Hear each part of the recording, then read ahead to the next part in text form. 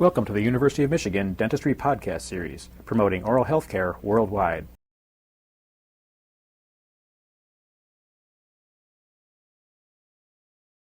Key in the title, stand by to start your Zoom, camera 1. Title out, start your Zoom, camera 1. Stand by to key his name in. Key his name, open the mic, and cue in. What you include or do not include in your instructional material will make a difference in a student's learning. How you present that material, what it looks like, its production style, if you will also make a difference. The purpose of this presentation is to demonstrate the hardware and various electronic techniques of the television medium and to provide you with some ideas about how they might be used. We begin with the following assumptions. 1. Student objectives have been established. 2. The material has been designed to teach those objectives. And 3. Television is the medium which will most likely fulfill those objectives. Good TV communications benefits from a little showmanship, variety, and good production technique. We do not, however, mean to imply that you must go Hollywood. Production techniques ought to be used with purpose, used to enhance your content material. Otherwise, they become pure gimmicks, they draw attention to themselves, and they distract from the purpose of your program. But beware, today's students have grown up looking at color television, and they've come to expect good production and good technical quality.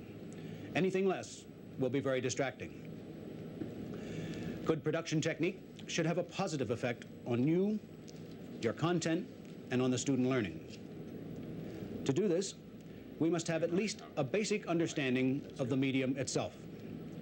It is a visual medium. Lectures, speeches, slide talks, all good forms of communication, but they should be avoided when planning television material because they simply just don't take advantage of a television system.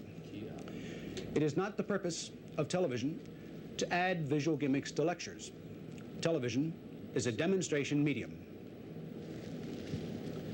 Television is the epitome of show and tell, and since so much of dentistry is concerned with extreme close-up views and patient demonstrations, its advantages to the dental student are obvious. Research has shown that the learning environment is improved when the technique is demonstrated from the vantage point of the operator, the so-called subjective or over-the-shoulder viewing angle. It more accurately represents the visual stimuli the student will actually see when he performs the technique. With this in mind, a boom and mirror was designed which enables us to get as good a subjective view as possible with little or no interference to the operator.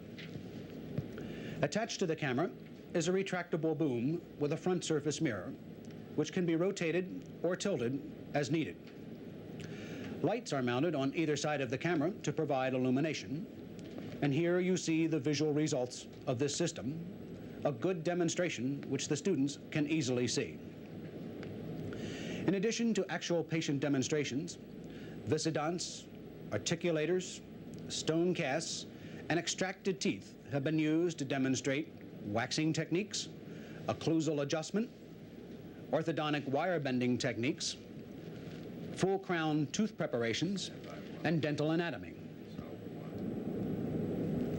Of course, television is not limited to these kinds of demonstrations. It can include other media as well, slides, film, and graphics. But they should be used to supplement some kind of live demonstrations. Otherwise, you're not taking advantage of the television system. In the past, we have used still graphics to create animation with matched dissolves, and we've used moving graphics. Many lecture slides and charts, however, do not transmit well through the system. There is generally too much information and too much content, as you see in these drawings. We caution their use at all, but any you plan to use should be used for supplemental purposes and they may have to be redone to meet our specifications. They should be clear, simple, and easy to read. Ideally, we would create new material for this purpose. With our character generator, we can create electronic charts and graphics, and we can store them for future use. A combination of letter sizes, colors, backgrounds, and effects may be used very effectively. Another production technique, the special effect, is kind of neat stuff, and it's tempting for any of us to place more emphasis on them than is really necessary.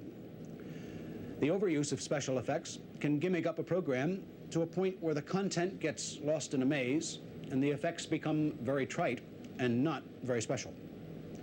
Nevertheless, special effects are a production tool which, when used with reason and with purpose, can be most effective. For example, a split screen may be used for comparison or to show simultaneous happenings. To draw students' attention to a particular area, a spotlight or an arrow may be inserted. Information may be keyed in over a demonstration for emphasis. Special effects may be used in editing to indicate time lapses. And, of course, the chroma key effect may be used to help create and maintain interest. A most important step in producing any instructional TV package is planning. The key is to begin early and to follow through. What we want to avoid in television is last-minute planning. It can completely destroy a production. Coordination of equipment and people helps to ensure a smooth production. If we are not familiar with your materials and with your goals, our production crew can be confused and will have trouble following you. Because of this, your presentation will look unplanned, unprofessional, and this will be obvious to your student. On the other hand, an overly planned program may look too stiff.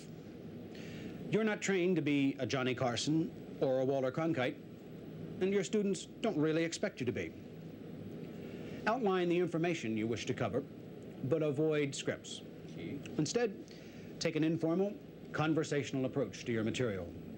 If you become tied to a script, your presentation will become formal and can become very stiff. When you're on camera, it's important to maintain eye contact with your student. It's also important to provide an opportunity for the student to respond to your material, to see if your presentation is doing what you want it to do. The material should have built-in feedback, a self-check or a test. In this example of the application to internal medicine to dentistry, the student is asked how he might respond in a particular situation.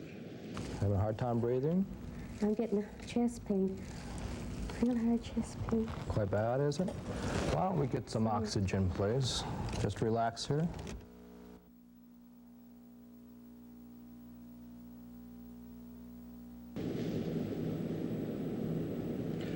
A couple of final points to remember, which will help us avoid delays when we begin your actual production. In most cases, a brief studio technique rehearsal may be necessary. This will not be a word-for-word walkthrough, but simply an attempt to demonstrate the capabilities of the system, what is physically required to achieve good results, how to avoid reflection from your instruments, how to demonstrate fine points so that the camera has the best possible view, and so forth. This will be done in the studio shortly before your taping session. Take an inventory and be sure you have not only the necessary equipment needed for your particular demonstration, but backup instruments as well, in case of breakage or failure. In step-by-step technique tapes, we can save a lot of time if you'll have each of the sequential steps prepared when you come to the studio.